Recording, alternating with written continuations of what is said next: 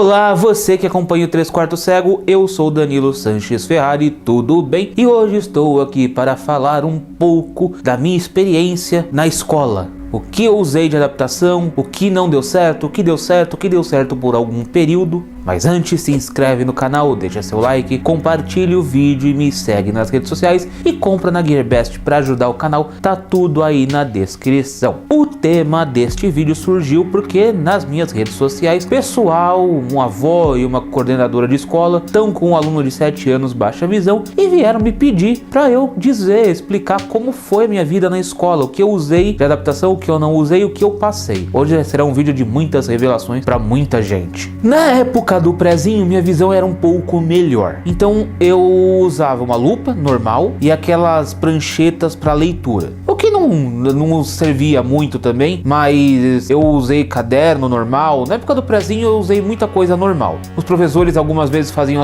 as coisas de canetinha. A gente tinha nas nossas carteiras uma cartolinazinha colada com todas as letrinhas do alfabeto. A minha era feita em canetinha. Do prezinho eu não tenho muitas memórias, mas no prezinho eu tinha poucas dificuldades. Você não tinha muito apostila, muito livro, era mais desenho, era mais colagem, era mais caligrafia, o estudo das letrinhas, era coisa mais básica. Então até dava para fazer. Na primeira e na segunda série, não que minha visão tenha piorado, é que a gente teve um pouco mais de informação. Sugeriram pra gente fazer cadernos de pauta de linhas mais escuras. Então o que meus pais faziam? Compravam cadernos de desenho ou encadernavam grandes quantidades de folhas de sulfite e faziam as linhas do caderno com régua e canetinha. E eu escrevia com lápis B6 ou 6B, eu não sei o nome correto do lápis. A grande porcaria do lápis 6B é que se você derrubou ele no chão, todo o grafite interno quebra. Ele é muito sensível, não é como o lápis normal. Então essa ideia do lápis 6B não durou por muito tempo. Mas os cadernos eu usei por um tempinho maior. Eu acredito que eu usei esses cadernos por 2 anos, mais ou menos 2 ou 3 anos. Aconteceu também, no começo da primeira série, eu estava aprendendo Braille. Eu tirava um certo momento de uma aula lá e ia para a sala especial. Na escola que eu tinha sala especial para deficientes visuais e aprendia Braille. Acontece que uma pedagoga, eu já até comentei isso em outro vídeo, uma pedagoga disse que eu iria confundir a escrita de Braille com a escrita normal e sugeriu que nós parássemos. Foi uma das piores decisões da minha vida. Eu vou explicar o porquê mais tarde. Depois eu voltei a usar caderno normal com lápis. Tinha que fazer um pouco mais de esforço, mas até dava. Mas a gente sempre procurava comprar os cadernos que tinham linhas mais escuras. Depois de um determinado tempo, o lápis estava cansando, eu passei a usar caneta. E quando eu errava alguma coisa, eu riscava. Isso foi mais ou menos até a 7ª série. Na 7ª série, minha visão deu uma pequena piorada. Todas as coisas ficaram um pouquinho mais embaçadas. Mas eu não fiz tantas mudanças. Na 8ª série, eu tive bastante dificuldade porque os livros didáticos eram com letras pequenas, não tinha ampliação. Para os livros de português, você até tinha um órgão aqui do governo do estado de São Paulo que ampliava. Mas eles só ampliavam livros de português, de história, livros que não tinham fórmulas, porque segundo as leis, você não podia ampliar, você não podia remontar livros de matemática, física e química no computador para copiar as fórmulas, porque você estaria quebrando direitos autorais. Só que não era uma ampliação de xerox que eles faziam. Eles realmente redigitavam todo o livro e imprimiam em folhas, em letras garrafais, em folhas de sulfite. Então um livro que tinha 200, 300 páginas, na versão para baixa visão, tinha 5 volumes de 200 páginas. Então ia página pra caramba. Então uma página de um livro normal virava umas 5, 6 páginas na versão ampliada, que era digitada, não tinha as imagens, era só o texto. E não podia ser feito com os livros de matemática, física e química. No colégio, minha visão deu uma segunda piorada. E começou no colégio a se usar muitas xerox de apostila que os professores faziam. Sabe, eles juntavam um pouco de um livro aqui, um pouco de outro livro ali, ia na xerox da esquina, deixava lá e falava para os alunos irem lá tirar a xerox, que era a apostila que ia ser usada na aula. Só que a ampliação de xerox de esquina não é a melhor ampliação. Eles ampliam 1 ou 2 vezes só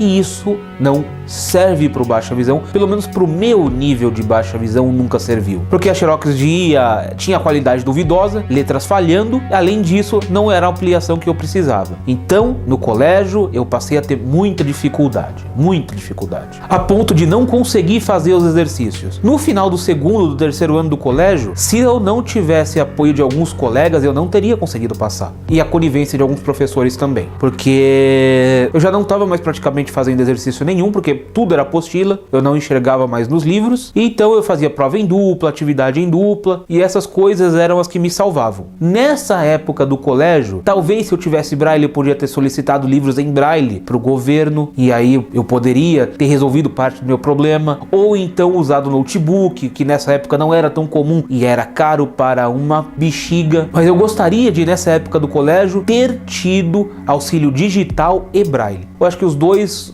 juntos seriam a melhor solução. Um só não teria dado conta, porque os professores não iam saber braille, então não podia usar o braille para tudo. E só o notebook, um computador, não daria conta para tudo, para ter acesso a livros. Então, se eu não tivesse parado o braille quando pequeno, quando lá na primeira série, eu teria tido menos problemas. Fora que a falta do braille me acarretou outros problemas. Quem acompanha o site 3quartocego.com sabe que eu posto histórias que eu escrevo lá. E quem me acompanha nesse site sabe que eu cometo alguns erros de português. Erros de português que eu cometo, esses por causa da falta do braille. A coisa seria pior se eu não tivesse o corretor ortográfico do Word. Mas graças ao corretor ortográfico do Word, a coisa não é tão séria. Algumas coisas são melhoradas, são corrigidas. Mas se eu não tivesse o corretor ortográfico do Word, vocês iam ver o que é tragédia de não ter compreendido o braille. Vocês iam ver. Confusão de S com dois S, dois S com C cedilha, uso do C, do S, essas coisas. A gente, os baixa visão, a gente não tem uma memória visual muito apurada. E aí então a gente precisa criar uma memória tátil. E a memória tátil é aprendida com o braille. A escrita digital no computador não nos dá, na verdade, a memória tátil nem a memória digital, que é a memória de escrita que a gente precisa. Porque a gente pode até estar escrevendo, sabendo o que é C, o que é S, o que é cedilha, mas na hora de ler, que é uma hora que a gente fixa as palavras na cabeça, a gente vai estar lendo por som, se a gente usar leitor de tela, é lógico. Se a gente for ler por lupa, talvez não, mas ler a olho pro baixa visão não é bom, porque a gente não memoriza, a gente está fazendo esforço para interpretar a palavra, para interpretar o que está escrito, e não para memorizar. Se a gente for ficar fazendo esforço para memorizar, a gente vai gastar muito mais tempo, pelo menos comigo. Então não vale a pena você ler visualmente para memorizar. E aí talvez o braille nessa questão ajudasse muito. Só que também na época da escola, na época do colégio ali, onde já não estava mais escrevendo caderno, tava feia a coisa, talvez nem o notebook teria sido a melhor solução, porque eu gosto de tela com fundo preto e letras brancas, então dá para configurar isso nos temas do Windows. A grande questão é que eu não ia conseguir enxergar na tela do notebook mesmo ele estando próximo de mim, então eu gostaria de ter tido um computador de mesa para fazer os exercícios, fazendo as fórmulas no Word, fazendo as contas e somando e dividindo, não usando calculadora, mas pelo menos escrevendo com letras garrafais no computador, coisa que o notebook não ia oferecer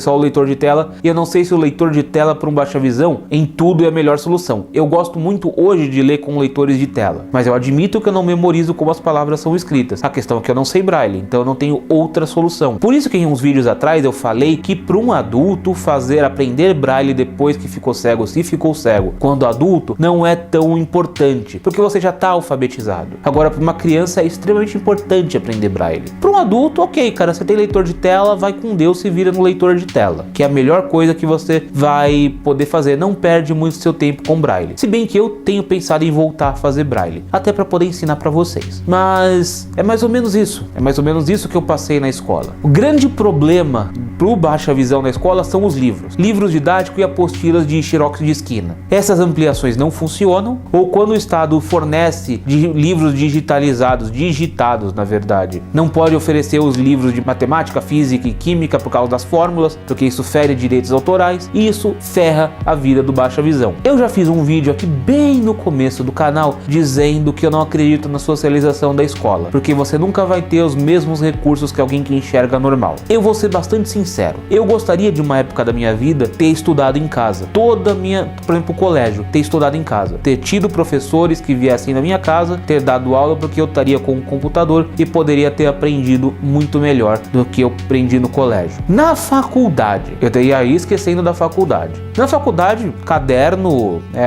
não usei mais. Livros, os professores passavam apostila digital, então facilitava. Eu podia ler com um leitor de tela ou ler a olho ampliado no computador. Então na faculdade eu tive um pouco mais de facilidade. Só que na aula eu não anotava, eu usava um gravador de fitinha, daquelas mini fitinhas, e gravava as aulas. Nem sempre eu escutava as aulas de novo, porque eu já prestava atenção nas aulas e acabava não precisando escutar todas as aulas de novo. Eram raras as aulas que eu precisava reescutar. Como eu fazia as provas? Algumas provas aconteceram dos professores me fazerem chamada oral, outras eu fiz em dupla, algumas eu fiz numa sala de informática que a faculdade tinha, e os professores me davam a prova em disquete. Naquela época ainda era o fim do disquete, o disquete estava batendo as botas, mas ele ainda estava nas últimas ali, respirando por aparelhos, e eu fazia a prova no computador, preenchendo e entregando o disquete de volta para o professor. Ah, mas você tinha a possibilidade de colar. Eu devo ter feito umas 30 provas na sala de informática. Se eu colei, foram 2 vezes, sabe? Nas 2 primeiras, porque você perde muito tempo tentando colar, então não vale a pena. Pesquisando na internet, você perdia muito tempo, então eu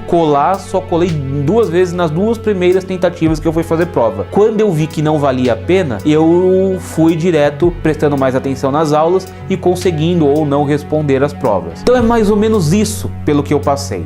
E no computador da faculdade eu também invertia as cores da tela, deixava fundo preto e letra branca para conseguir fazer a prova, senão também não ia dar. Então é mais ou menos esse meu histórico de estudo, de ferramentas que eu usei durante o estudo. Naquela época, notebook era muito caro e eu fui instruído a parar de fazer braille, que eu repito, foi uma das piores decisões da minha vida. E você, Baixa Visão, o que passou na escola? Quais foram os recursos que você usou? O que deu certo, o que não deu certo? Deixa aí nos comentários. Deixa seu like, compartilha o vídeo e me segue nas redes sociais. Muito obrigado e falou!